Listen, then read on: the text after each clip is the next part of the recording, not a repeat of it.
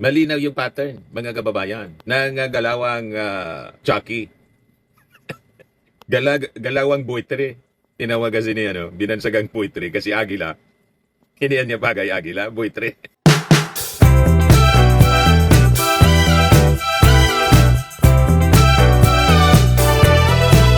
Ano niya, Mr. Maravillas, yung topic mo na naman ngayon. Baka si Sarah naman.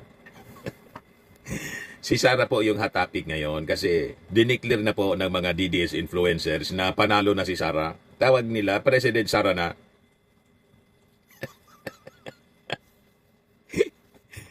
Diba? Mga kababayan, wala pang eleksyon, panalo na. Binilang na.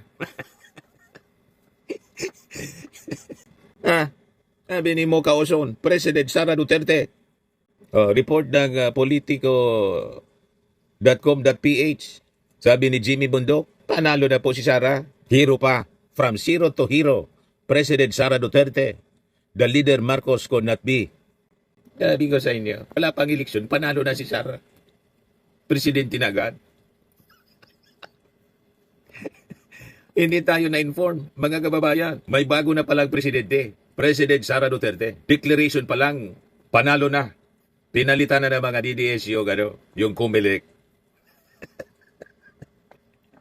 At sabi mga kababayan ng isa pang DDS influencer. Yan sabi ni MJ Kiambao Reyes, OMG, nag-declare lang si BP Inday, biglang angat ng Philippine Stock Exchange at lumakas ang peso.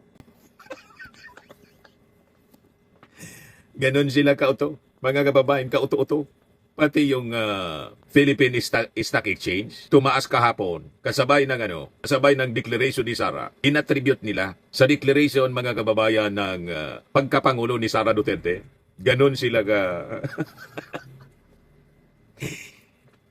sabi po sa report ng GMA, hindi man na-mention doon sa report ng GMA na yung declaration ni Sara na tatakbong presidente, yun ang dahilan ng pagtaas ng Philippine Stock Exchange tapos value ng peso. Iba man yung sinasabi ng GMA. Report po. GMA News.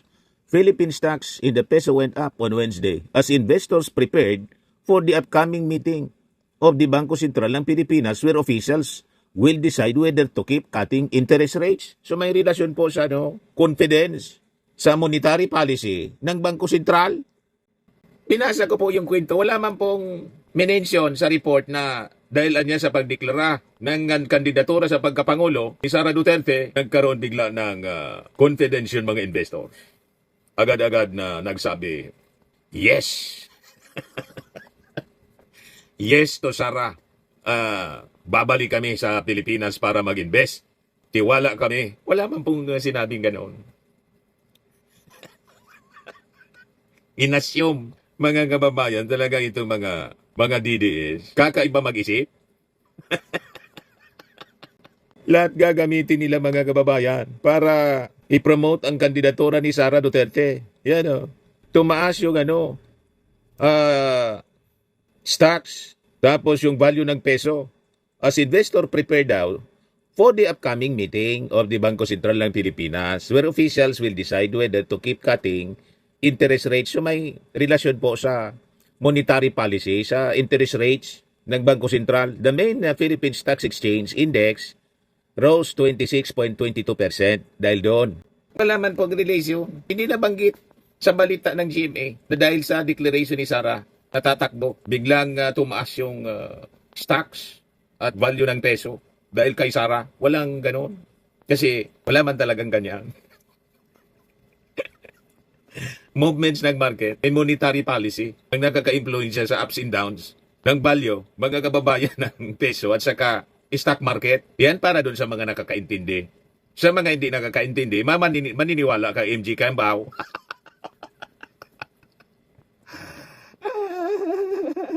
At sabay pa sa declaration. Imagine, sabay. May ganun. Hindi man lang after declaration, after several days, talagang sabay. Simultaneous.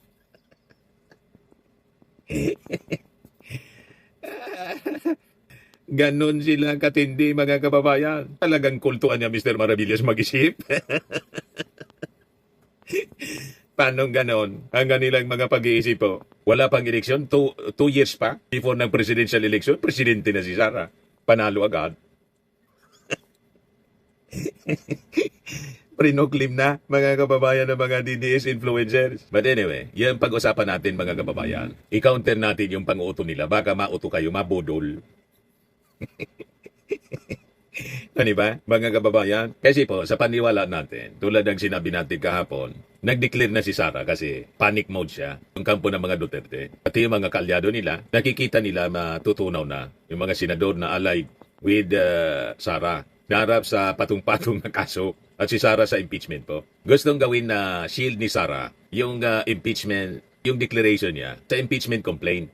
Hirap kasi nilang sagutin itong mga reklamo, articles of impeachment. Kaya kapag hindi makasagot sa paratang, ang ginagawa nila, sasabihin nila, ang script nila is political persecution. Kapag hindi maagaw yung kapangyarihan sa proseso, ang susunod na hakbang, political ambition. Declaration na tatakbo ng Pangulo. Hindi maagaw kakandidato na lang. O di ba?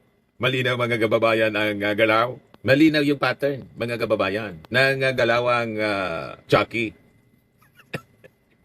Galawang buitre. Tinawag kasi ni binansagang buitre kasi agila.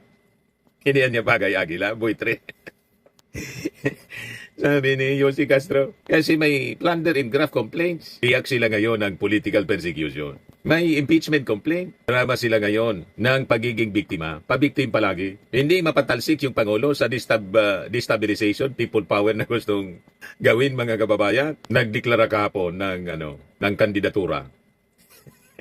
Ako si Inday Sara, tatakbong Pangulo.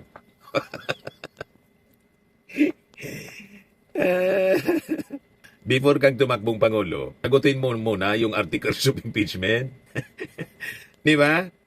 Calculated mo ito mga kababayan, kalkuladong galawan ng kampo ni Sara. Pero ito din, malinaw na malinaw po itong pahiwatig na in panic mode sila kasi. Naalarma sila.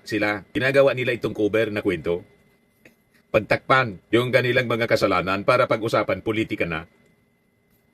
At sabi nga natin, gusto nilang palabasin kasi, pag nasa impeachment trial na, itong ginagawa ng Congress at saka ng Senado in case matuloy yung impeachment trial as a political persecution laban sa kanya para hindi siya makaupo na presidente, binablock yung kanyang pagkapanalo. Kasi di ba, ang paniwala nila, in the bag na yung Palasyo Malacanang. Kasi malakas daw yung, malakas sa survey si Sara Duterte. Number 1 palagi, kahit walang ginagawa. Mindsetting, mga kababayan. Pero pag-usapan muna natin yung mga hindi nasasagot na mga asunto laban sa kanya. Yan malinaw po, mga kababayan. January 21, January 21, 2026, si dating Senador Antonio Trillanes naghain ng plunder at graft complaints laban kay Sara Duterte. O ito po yung detalye. May relasyon ito mga kababayan sa 650 million na confidential funds na sinasabi na misuse. Tapos may 8 billion na overpriced laptops. Alleged na pagtanggap ng pera mula sa drug lords. Alleged na paggamit ng Pogo proceeds ayon sa pahayag ni dating aide niya na si Ramil Madriaga. Saka yung 2.7 billion na confidential funds noong siya ay mayor pa ng Davao City. Mabibigat ito mga paratang. Legal na reklamo na ito ay kailangang sagutin sa ebidensya, hindi sa emosyon. Pero ano yung naging sagot ni Sara Duterte dito? Political persecution daw. Hindi man niya sinasagot yung mga aligasyon. Blanket denial lang palagi. Ganon ang strategy niya, mga kababayan. Ang problema, ang korte hindi man po social media. Ang impeachment po ay hindi street protest. Ang proseso po, hindi yan dadaan sa sigaw ng inaapi. Hindi ganon. And this time, hindi lang 3. Apo nag-file pa ng pang-4 na impeachment complaint laban kay Sara Duterte. Patong-patong po. Ano ang grounds? Culpable violation of the Constitution. Partikular ng paggamit ng confidential funds at intelligence funds. Betrayal of public trust kasama ang publikong pagbabanta laban sa ating Pangulo, kay Lisa Marcos, kay Speaker Martin. Other high crimes. Kabilang ang aligasyon ng involvement sa extrajudicial killings at conspiracy to commit murder. Mabibigat pong paratang. At ito po, hindi po ito simpleng political noise, mga kababayan. Kapag umabot sa betrayal of public trust at high crimes ang usapan, mga kababayan, hindi na po ito away politika. Ito po ay institutional accountability. Kasi po, kung walang basihan po, dapat madaling sagutin. Kung may basihan, dapat niyang harapin. Kaya yung ginagawa ngayon po ni Sara, hindi niya maagaw. May mga attempts po, yung presidency, tatakbo na lang siya. Hindi kasi po nagtagumpay sa kudita narrative, sa mga panggagatong sa mga people power rallies, at mga maniobra sa impeachment. Imagine po, nakita ninyo yon, nagsuot na ng barong si Sara. Kailan ba yon? November? Last year? Ang akala niya, mapapatalsik na si PBBM dahil sa galawan ng kanyang mga kasama. Ganon, kadispirada. Nagre-ready na. Sabi dito sa amin, nasubak, nasibol. Sayang yung barong. Di ba? So dahil bigo, ito na po. This is admission na talagang walang mangyayari sa mga pagbabanta nila. Nag-declare na lang po, tatakbo sa pagkapangulo kahapon. Imagine, 2026 pa lang, Pebrero, politika na. Sa bagay, from the very start, politika na ang iniisip niya. Wala ba official na campaign period? More than 2 years pa. Pero nakaitim na po siya. Nakaporma na, mga kababayan. Siguro yon ang magiging official color niya, luksa. Sa bagay, tama din yon. Pag natalo, bagay na mga kababayan. At as Wednesday pa, na sabi nga po ni Leslie Bocobo, assist to assist niya. Ang mangyayari kay Sara, magiging abo. Yung ganyang pangarap. Sabi ni Sara, ako si Sara Duterte, tatakbo bilang Pangulo ng Pilipinas. Sabi ng ating Pangulo, good luck. Good luck. Pinili niya nga kulay, mga kababayan, bad luck, itim. Kulay ng buitre. Kulay ng uwak. Di ba? Mga kababayan, kulay ng luksa. At as Wednesday, mga kababayan. So, ang tanong, bakit nagmamadali si Sara? Niya, Mr. Maravillas ang sagot. Kasi po, kapag hindi mo napatalsik yung nakaupo, ang susunod na akbang, unahan mo na ang laban. Di ba po? Sabi nga, shift the battlefield. Change the narrative. Gawing campaign issue, yung legal accountability. Kasi nag-declare ako, kaya ganon, sinisiraan ako ngayon.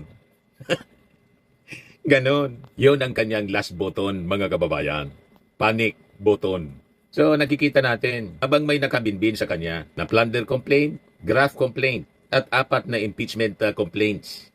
Ang focus ngayon ni Sara, hindi man ang paglilinaw, pagsagot sa mga reklamo laban sa kanya. Hindi pagharap sa ebidensya.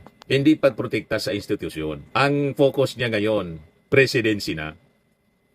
Dineclare na po ng kanyang mga followers, DDS influencers, pinuklim na pong presidente.